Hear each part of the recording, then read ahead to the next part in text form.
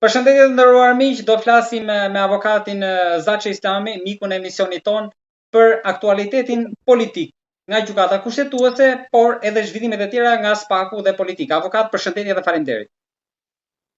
Të përshëndet dhe të faleminderit për intervistën, të faleminderit për ftesat e njëpasgjeshme të herpashershme që bën, të faleminderit për trajtimin e çështjeve dhe pyetjeve që bën, sepse nëpërmjet pyetjeve të tua ne I themi opinionit publik shqiptar cila është e vërteta sipas këndvështrimit ton.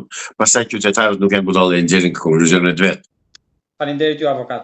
Avokat, pak ditë pa ju bërë të shtatat Rahmet Liut, zotit Astrid Kalaja, që u vra në gjykatën e apelit, ngjarje mjaft e rëndë.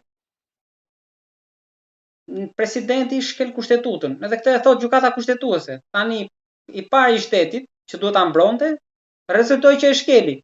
Tani çfarë po ndodh me drejtsinë, avokat? Ndoshta nuk duhet ta kërkojmë problemin në rrugë atje në sallën e gjyqit, por lart. Është veprimi më prezantues, më përfaqësues I kësaj qeverie, I kësaj klase politike që funksionon dhe që drejton fatkeqësisht drejton shtetin e Shqipërisë. Presidenti se ka iden fare se në ç'zyrë është. Presidenti se ka iden fare se çfarë përgjegjësish ka. Presidenti se ka iden fare se çfarë firmos. Presidenti t'i çojnë një letër patronazhistët që I ka vënë ky si këshilltar atje dhe e firmos, pra presidenti nuk është gjë tjetër veç se një stilolaps në dorën e Edi Ramës. Kaq është presidenti. Asnjë gjë më shumë, asnjë gjë më pak.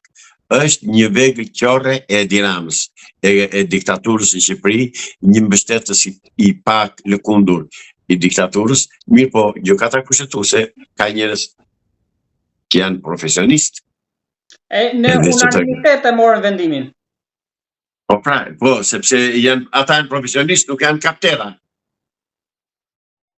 Ata janë profesionistë, nuk janë general, nuk janë doktora. Jo zotëri janë profesionistë, ata nëse pasesër e din që për ato firma që hedhin dhe japin llogari, do të kërkojnë llogari se gjërat do shkojnë në përvend, e kanë mbaruar ajo punë dhe të lodhen sa të duan spiunët e tyre të ardhur që dhe nga jashtë shtetit për t'i mbrojtur. Problemi është që sot gjykata kushtetuese ka vepruar ashtu siç duhet veprojë gjykata kushtetuese. Po çfarë ndodh tani që presidenti shkel kushtetutën? Mund të rinë më në atë zyraj? Ai president s'është më president. Ai që është ligjërisht është garanti I zbatimit të kushtetutës, është ai që e shkel. Kjo s'ka, kësaj thonë, e gjithësisht kjo. Ande nga neve themi për ndonjë që është hajdut, themi ai qëtë që hanë plaçka ne I vrasin. Pra ai hanë plaçka. Ai vret me firmën e tij, vret drejtsinë, vret ndershmërinë, vret ligjin në Shqipëri, vret kushtetutën. Atë paçaure kushtetutë që është kushtetuta ajo. Po nëse mos e futin kurth Rama, mor avokat. Jo, nuk e futin kurth Rama. Ai shërbëtor besnik I Ramës. Se atë Rama e buri atje. Po ku ka ai personalitet dhe seriozitet dhe burrëri që t'i dalë për para Ramës, I nderuar gazetar, qa më në kështu.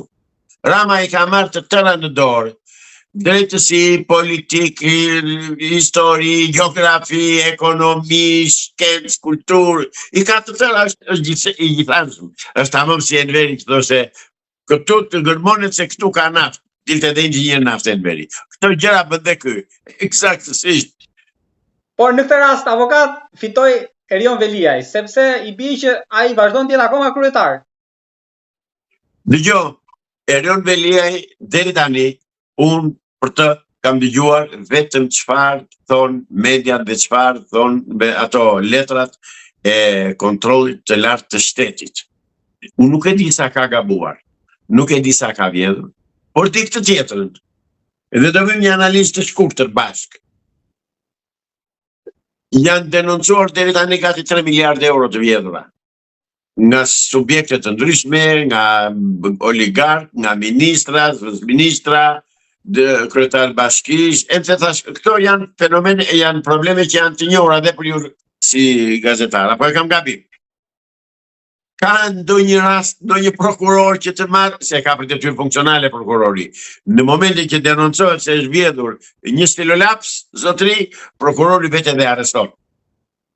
Ose, nëse nuk e arreston direkt, merr dokumentat, e shikon provat dhe arreston. Keni ndonjë rast të tillë në Shqipëri? Jo. Pse nuk kemi? Sepse prokurorët dhe gjyqtarët janë në dispozicion në urdhrat direkte të Edi Ramës. Si të shoh këtë në verë?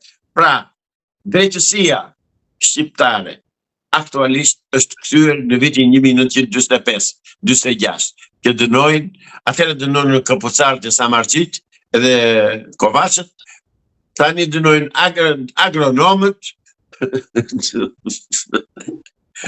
mjekët, ekonomistët. Pra nuk ka drejtësi, nuk ka burrat në drejtësi. Marrëm ta shikoj të reformë. Kam deri të them prapë shqiptarëve, prapë të ta them. Që në 2015 kam thënë nuk do bëhet reformë në drejtësi. Pse? Sepse unë e dija kush do ta bënte reformën. Tani unë dua t'ju them juve, t'ju vendini juve dhe opinion publik. Si shpjegohet që nuk është marrë asnjë avokat për të studiuar dhe për të hartuar çështjet e reformës në drejtësi ose legjislacionit. Po deri Edi Rama të thotë do forcojmë kodin penal. Në vend që të thotë do bëjmë drejtësi, vëmë në drejtësi njerëz me integritet dhe të pavarur, thotë do ndryshojmë kodin penal. Tani unë pyes, më gjeni një gjyqtar që s'ka gjithë familjen në punë. Më gjeni një prokuror që nuk ka gjithë familjen në punë. Më gjeni një polic që nuk ka gjithë familjen në punë. Avokat, po ata u futën edhe këte nga fusha juaj, kanë zaptuar avokatin tani. Po ata që u shkarkuan, po pastrojnë imazhin këtej tani.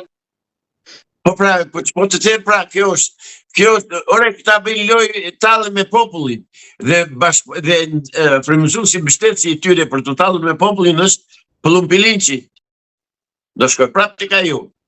Sepse ai dele u të pushoni, rini urt, ç'keni ju, do bën më matë korba, do mirë një pronat, do mirë një resortet, do mirë një notë roku në shqiptar nga Plumpilinçi, ta dini nga unë. 1 minutë sepse dikush merr telefon. Okej. Le vazhdojmë tani, le. Avokat, me lejoni t'ju pyes edhe për rastin e gjyqtarit, ka pas disa në media, disa kërkesa janë hedhur, që shiko, gjyqtarët dhe prokurorët duhet armatosen. Ju jeni dakord që ata të armatosen? Patjetër duhen, jo vetëm ata, dhe avokatët. Edhe avokatët. Po, patjetër sistemi drejtësi, sepse avokatët, dëgjoj, më fatkeqen drejtësisht avokati.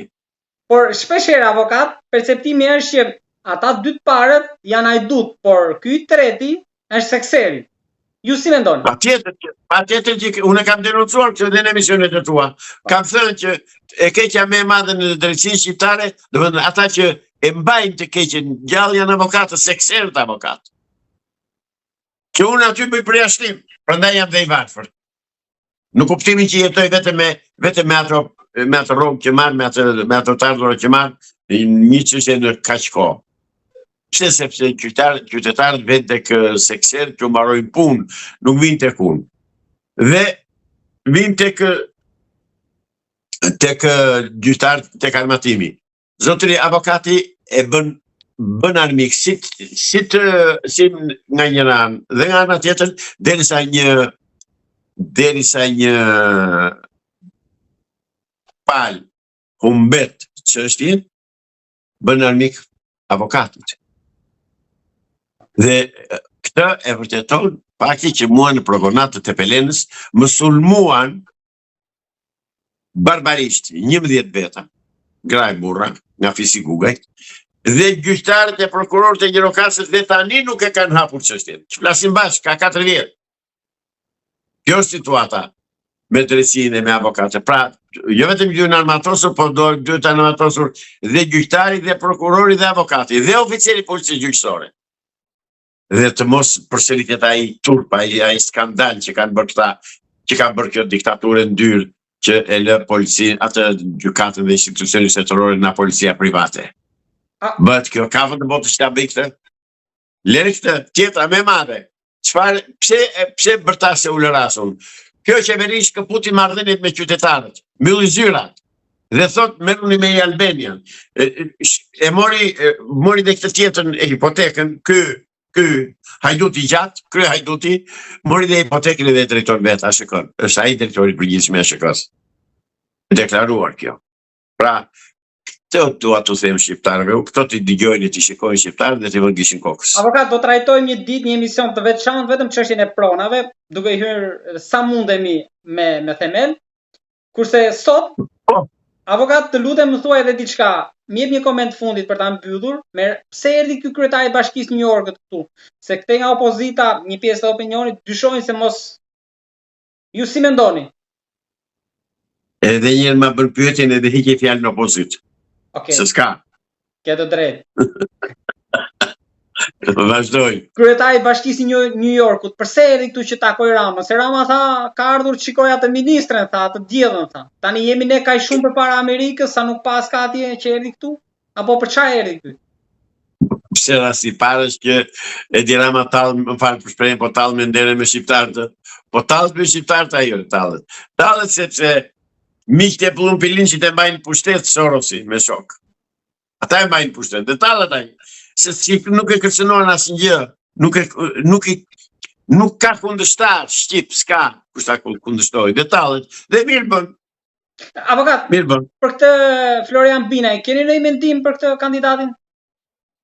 Unë kam respekt për të si qytetar, po ai është familje komuniste Den Babaden, është nipi Manxarbinës, është kushëri në mos gaboj i Sokol Bine që është në gjykatën e lartë.